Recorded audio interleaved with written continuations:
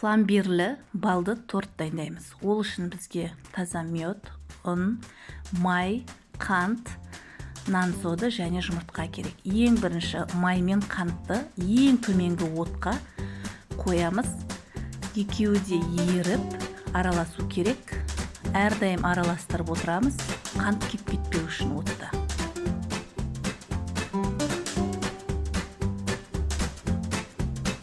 Екеуі толық араласқаннан кейін нан соданы салып, толық араластырып аламыз.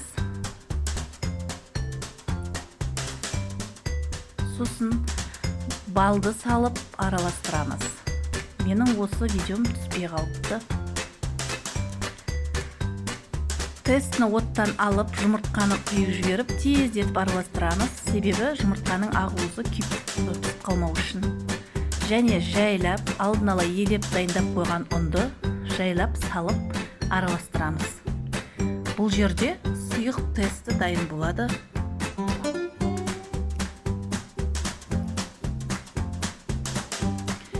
Бір келкі араластырып отыру керек, венчикпен арасында ұн ыртық-ыртық болып қалмау үшін.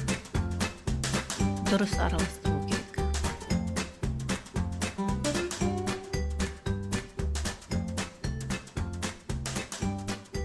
Алдын ала пергамент қағазын кесіп, ручкаменен формасын сызып, дайындап қоюымыз керек. Ұнды толық араластырып болғаннан кейін кондитерлік қалтаға тестімізді құямыз. Және оны алдын ала дайындап қойған пергамент қағазына абайлап, жайлап құямыз. Жұқа етіп құю керек бұл жерде, себебі бұл тесті жақсы көтеріледі. Духовканы алдын ала қыздырып қоямыз. Дайын болған тестімізді противенға салар алдында қағып жібереміз, себебі тестіміз бір қалыпты теп-тегіс шығу үшін. Барлық қоржықтарымызды осылай пісіріп аламыз.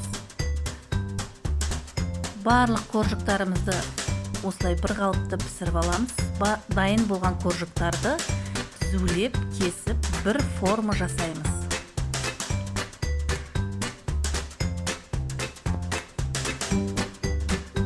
Өте жұмсақ, нәзік, дәмді қоржықтар пайда болды.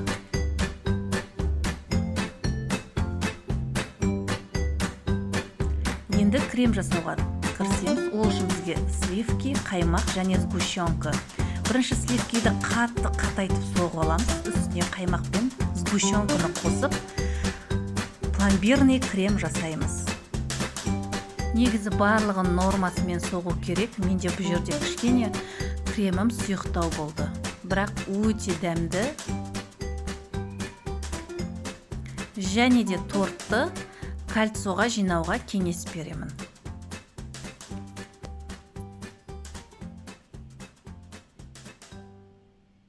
Енді тортты жинап бастаймыз. Ортасына кремді көптеу етіп жағамыз. Бұл өте нәзік, дәмі ауызда қалатын тәтті торт болып шығады. Және де кольцода жинасаңыздар, теп-тегіс әдемі болып, формасын жақсы шығады. Бір түнге холодильникке салып қоямыз тортты.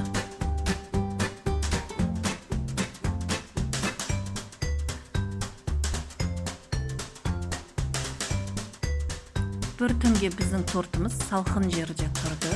Енді қалған кремін айналасына жағып, айналасынан кесіп алған қоржықтарды үгітіп майдалап, сыртына жабатын боламыз. Кольцоны торттан шешіп аламыз. Ол үшін пышақпенен айналасын кесіп, теп-тегіс етіп алған дұрыс болады. Бұл жерде видеоның качествосы дұрыс түспей қалыпты. Ол үшін ренжімеңіздер. Бірақ тортты міндетті түрде жасап көруге кеңес беремін. Балды торт өте дәмді, нәзік болып шығады. Барлық кремді айналасына жақсылап жағып, қалған қоржықты толық езіп, сыртын толық қаптап шығамыз. Менде коржықтың ұнтағы аз болды, сол үшін тек айналасына коржықтың ұнтағын салып, қалғанына арахис хлопесін қосып, бетіне толық жаптым. Арахис хлопенің де өзіндік бір керемет дәмі бар, қытырлап, жақсы болып тұрады. Оны кондитер магазиндерде сатылады.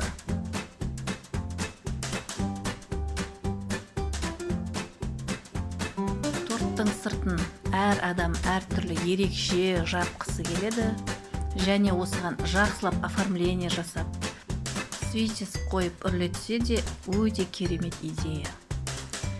Бұл торт өзі нәзік, ерекшелігі өте дәмді, және ауызға салғанда еритіндей торт. Мұнда менде видеода толық көрсетілген. Егер менің каналым ұнап жатса, подписка жасап, тіркеліп қойыңыздар. Торт өте нәзік, дәмді. Кескен кезде көрініп тұр, қандай жұмсақ екені. Ас болсын. Балаларыңызға дайындап беріп, қуантып жүре беріңіздер.